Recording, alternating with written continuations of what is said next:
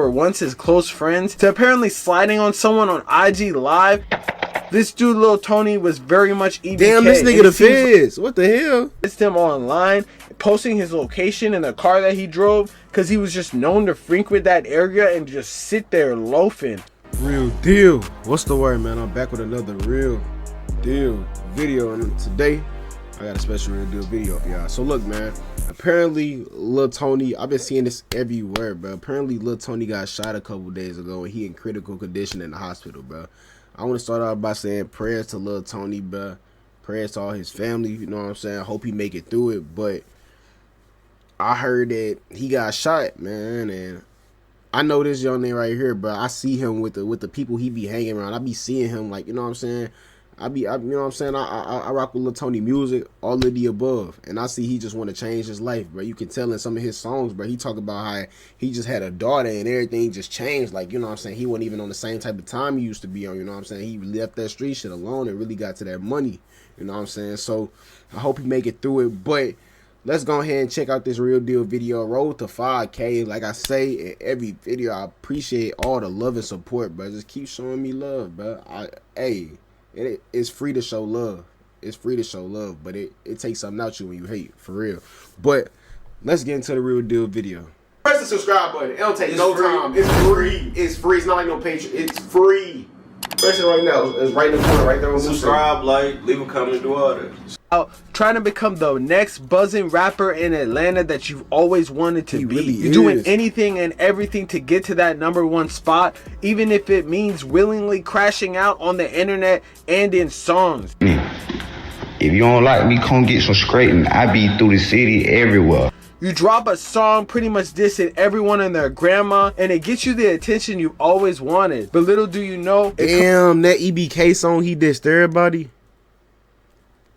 I ain't, bro. I react to Liltony songs. Go ahead and check out RealDealQ Vault on the TikTok if y'all don't know. I react to Liltony songs, but I didn't react to the EBK when I haven't been reacting to songs on there lately. I've been slacking. Tell me in the comments to get on that shit. But he dissed that many people in there, y'all. Let me know what he was really dissing about. Like, was it really that bad? I know it's called EBK, but I didn't know it was really that bad. Damn. Let's see. Comes with a price. The price of almost getting smoked in a crazy broad daylight shooting in Buckhead, Atlanta. Man, this wild scenario almost sounds like a damn Power episode or something, or like a bootleg straight to Tubi movie plot. But unfortunately, for the rising Atlanta artist Liltony, it is very much his reality. The buzzing Atlanta artist was almost gunned down while being shot multiple times in Atlanta, and the beef which caused this scenario might be one of the most wild I have ever seen. From beefing on the internet with pretty much every gang you can imagine, to turning that same animosity towards people that were once his close friends, to apparently sliding on someone on IG Live. This dude Liltony was very much EBK. Damn, this nigga the feds. What the hell? This nigga the feds. He just, what the hell? Y'all heard that? On IG Live. This dude Liltony was very much EBK, and it seems like that same sentiment was almost this dude's complete and utter downfall, man. Today we gotta get into the beef and the diss song that caused this tragic scenario that almost straight ended this dude right now. But before we do, gang, I'm gonna need you to do something for me, man. Tap into the new Instagram StaySafeWorld, man. Hit that link in the description for the merch at StaySafeWorld.com. Hit that bill for me, real deal, because we the realest deal out there, bro. And link to the original video will be down below.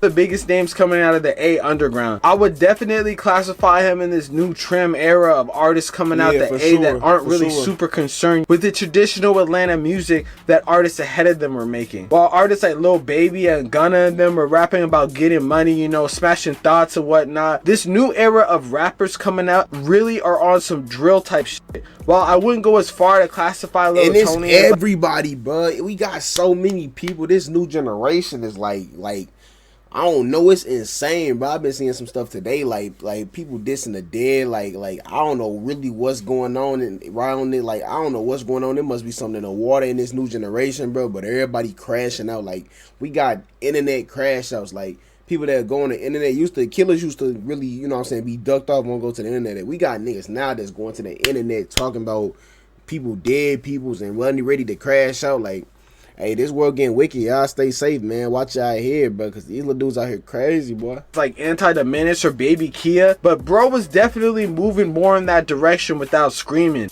A lot of his recent songs and activity online were pretty much dedicated to dissing Opps. Bro had a lot of them. In fact, out of all the rappers that I can think of, this dude probably had the most Opps that I've ever seen anyone have, and at the same time have motion that was honestly pretty promising. And we're gonna get into each side of that, but to even understand how things even got to this point, you gotta know Liltony's background, because it explains a lot of how things got this bad.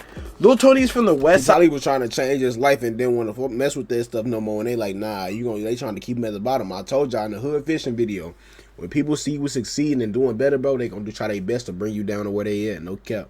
Out of Atlanta, no from doubt. a neighborhood called The Bluff. It's an infamous hood out there, you know, where the movie Snow on the Bluff was filmed, basically becoming a cult classic depicting a crash out who just went around robbing people in the area. But yeah, if you've seen that movie, you could totally guess what that part of Atlanta is, especially growing up out there. In his own words, he had to grow up fast and learn a lot to survive. Obviously, being from one of the most poverty-stricken parts of the city, you get a little chances and opportunities to make moves besides getting into the streets, and that's exactly what he did at a young age.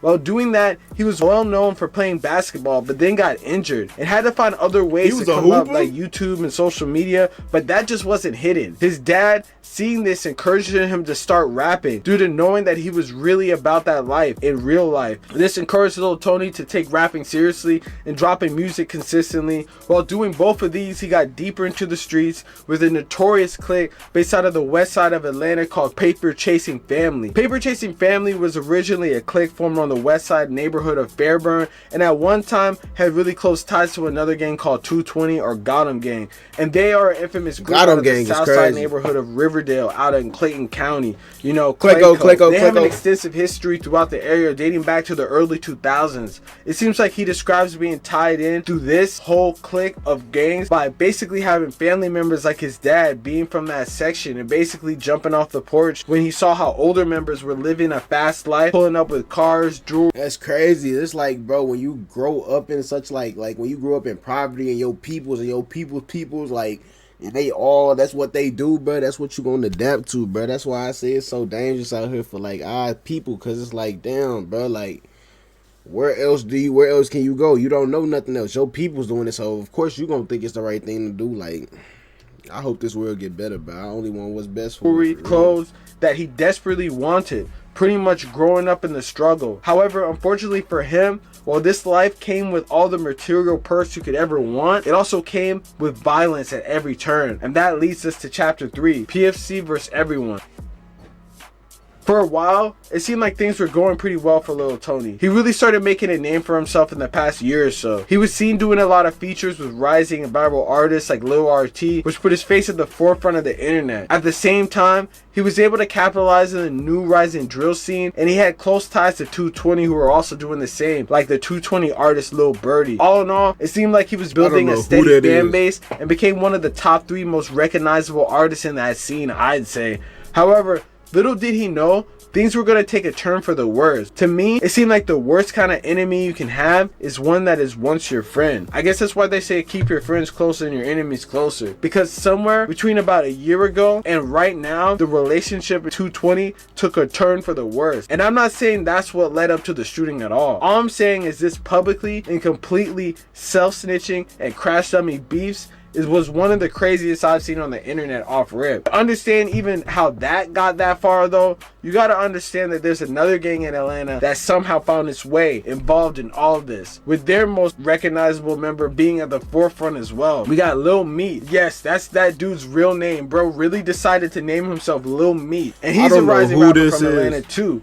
And he has close ties to a clique called Casket Gang, or as they call themselves sometimes, Special Needs. Bro, you already know that if someone is willingly out here calling, like bro just said, if somebody out here willingly calling themselves Casket Gang or Special Needs, they bout some drillers.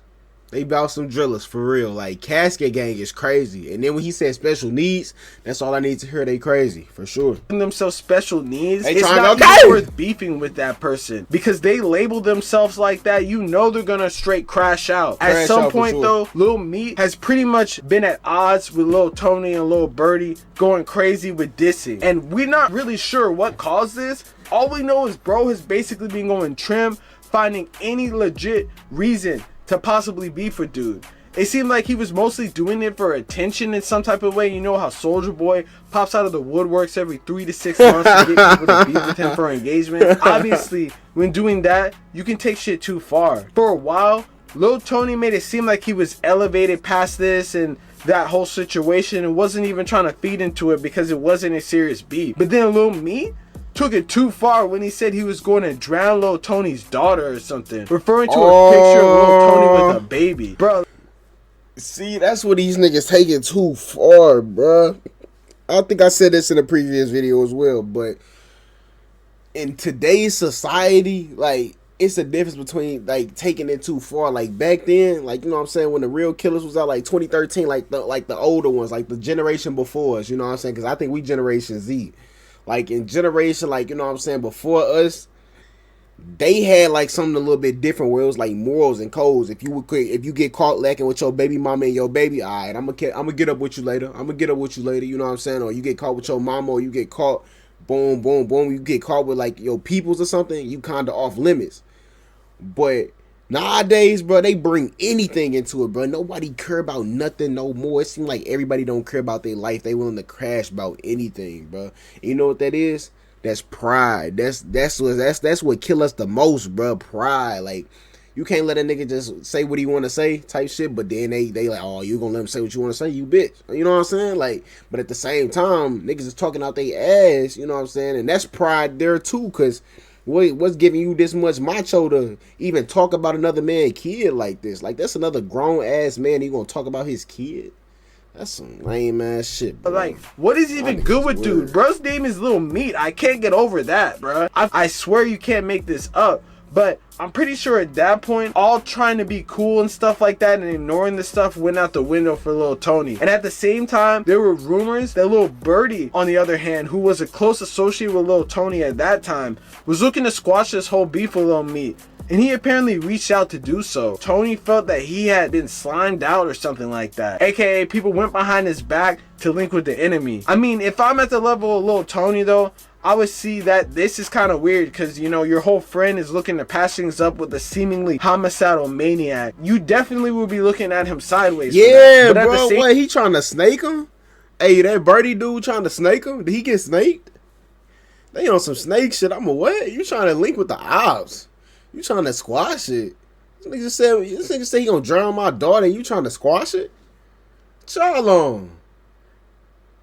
Oh, nah, that's a bunch of weird energy going on in Atlanta, boy. These little niggas out here crazy. Same time, looking at it from Lil Birdie's point of view, it wasn't even serious like that, and it doesn't seem like there was an actual reason to have bloodshed behind it, especially when everyone involved probably has their own real life ops. Unfortunately, this just made things just all types of bad. PCF ended up not being cool with 220 anymore apparently, and Lil Tony and Lil Birdie went online and began dissing on IG lives, on songs, you know, any way that a rising rapper would basically do in Atlanta right now. And this definitely just looking like it's gonna go in the wrong direction from that point. While Lil Tony had a number of ops he could always count on to diss online, it seemed like the most personal one that he ever had was Lil Birdie. And it seemed like the feelings of being double crossed were still fresh, which made it even worse. They pretty much antagonized each other in songs, disses online, and it culminated with Lil Tony seemingly pulling up, saying he was sliding on him, and fired a Draco live on his IG live. Levant Allen himself ain't gonna be able to stop this shit. He think it's funny because he think this game for real. Yeah, they think, alright. It's funny because he think this game for real. Yeah, this is a game, but it's COD. I'm finna show you what I'm finna oh, show you they crashing. He talking about this shit COD. Oh, I no. just unlocked it. Man, you ain't got no damn attachment. Shut the fuck up. Oh, Tony be talking crazy. He say you don't got no damn attachment. Shut the fuck up. He be talking crazy. Let it ride on your black ass. Come, let me show you these new attachments, gang. I'm finna use that feather. I'm finna use that feather on your face as a damn target, bitch. Okay. Damn, he talking crazy. That's cause he hurt for real, for real. He hurt like, bro, you was my partner at one point in time. You know what I'm saying? You was my partner for a minute. We grew up together. You feel me? You see me, boy. Don't worry about it. You don't see me, boy. Where you at? Where you at, King? Where you at? All these niggas in Warzone. It's not clear if they were just trying to do like crazy shit for the engagement or something like that. They think this basically shit threatening was on. someone on IG Live and talking about sliding and firing weapons, bruh. It's just something you probably shouldn't do if you're not expecting people to try to, you know, do some type of response back. Unfortunately for him, a very real life incident with gunfire went down just yesterday, which is looking like it might change his life forever. And that was an unexpected shooting in Buckhead.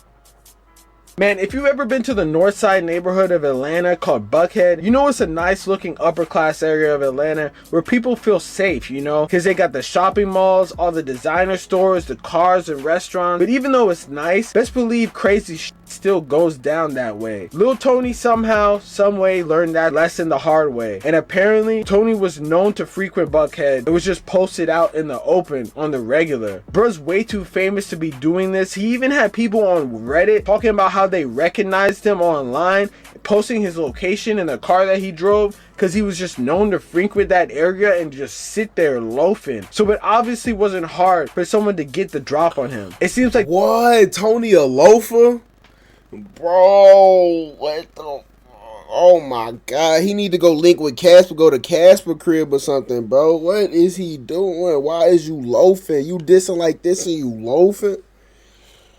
Yo, y'all niggas be killing me, bro. Like, damn, you killing me, Smalls. this was exactly what went down on May 10th. Unfortunately, at around And why is they posting his low though? Why they posting his low? That's some weird ass fan shit.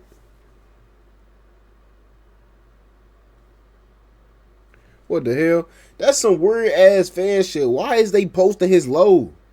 Like what the why would they post his low? Like that's some fan ass shit. And the police like, said officers responded to 3645 Habersham Road Northeast, which is the address for the Tremont apartment home, to sounds of gunfire. When they arrived, they found a 19-year-old reportedly critically injured at the apartment complex parking lot. You can see the scene here. It looks like it was gated, but didn't have a security guard or anything posted over there. This tells me that bro was probably sitting there loafing on his phone or something like that, in that false sense of safety bubble that we were just talking about. These type of things are what get people murked for not paying attention. If you talking like this, you gotta move around, bro. Like if I'm dissing, I'm moving around at all times. I'm staying in traffic. You're not gonna see me. I'm not pulling up. I'm spinning the block to the crib 4 times and then I'm going in there more. Y'all gotta take all precautions. They watching. I'm gonna make sure nobody get down on me. Well, we gotta think with our heads. I'm not loafing. Come on, babe. How you gonna loaf? We're talking about Dracos and guns and posting it on the regular, but apparently wasn't paying attention to use it at the time when he should have, which is crazy. Thankfully, he's alive. And apparently his BM or something posted that he is now in stable condition. There were rumors that people basically said that he was in critical condition. Honestly though, I don't think people realize how much getting shot really affects your body. This is going to take a long time to recover from whether he was in critical or stable condition. Depending on where he got shot at. The crazy thing is, people often die getting shot multiple times in the weeks or months later. So it's not like he's just in the clear now that he's in stable condition. That just means that he's not basically dead and basically came out of surgery. Because if you get shot multiple times and it's not just grazes, you're definitely getting some type of life-altering surgery. No cap, bro. It's life-altering, bro. A bullet go in you, bro. Especially if them big boy 7.62s, they talking about Dracos and shit. Them big boy 7.62s will rip a hole through a nigga. No cap. If luckily it wasn't a big boy 7.62, it might have been even a 5.56 gonna put you down for sure. One of them gonna put you down, you know what I'm saying? 2 of them gonna put you down. Hopefully it was a 9, you know what I'm saying? And it went in his, like, even if it go in your body, bro, it can hit. You got so many arteries and shit through your body. If it hit any wrong spot, nigga, you're gonna die, bro. That's why I'm saying these guns don't be shit to play with, bro. Y'all niggas be playing around with them like it's all fun and games and shit. Body's not gonna function the same. Live by the sword, die by the sword. So until he's released and totally in the clear, people just gotta pray for this dude. It's unfortunate what happened, and it's not known whether the shooting was anyone from 220 or CG, and we aren't saying that it is. It's just a very crazy scenario, and that's just who he was actively dissing and beefing. Type shit. Okay, I get the gist, bro. I get the gist. Man, prayers go out to Tony, bro. Like, you gotta move around. You gotta watch your head. You gotta make sure nobody trying to get down on you, bro. You can't loaf, bro. If you in this type of lifestyle, bro, you can't loaf. You gotta think at all times, I'm drill wick. I'm drill wick. If you like this, you gotta think about it at all times. I'm drill wick, bro. Even though I say stay out of it in general, just to, like, you know what I'm saying, it's less risk. I will stay out of it in general. It's less risk. I'm not trying to take no risk like that. I'll take a risk some other way. I'm not trying to take no risk like that. I'm telling y'all, getting shot is not cool, bro. Like, playing with guns is not cool, bro. Like, y'all niggas be thinking this shit GTA for real. You don't get a respawn. Once you die, you're gone. People gonna, you know what I'm saying, be hurt at the time, bro. But after that time passed, bro, you're gonna be gone and forgotten. I'm not gonna say fully forgotten, but like, damn, bro. You gotta make an impact on this world. Like, think about it. If you die right now, what is people gonna say about you? Type shit.